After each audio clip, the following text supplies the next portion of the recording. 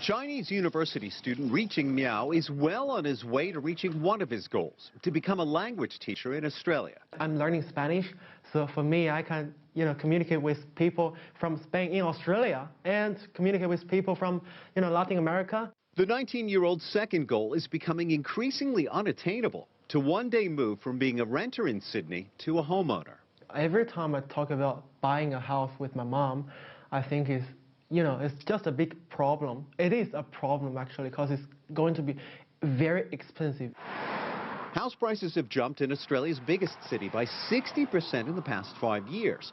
That's not only impacting a market boasting million-dollar views, but also modest properties.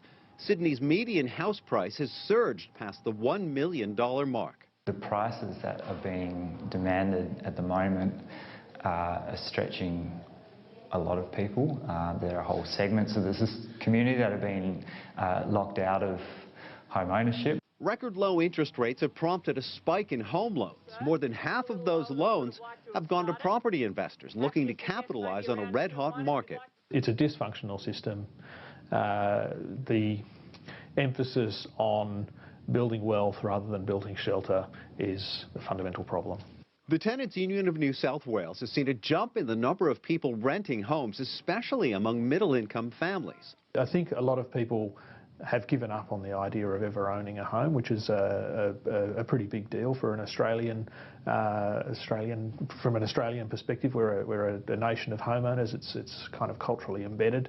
Experts say one of the biggest factors fueling Sydney's housing market, more than a lack of supply, is tax concessions and tax breaks for investors, which essentially offset any losses on rental properties. There's another impact from Australia's current tax laws regarding property investment, and that's an alarming number of vacant homes like this one.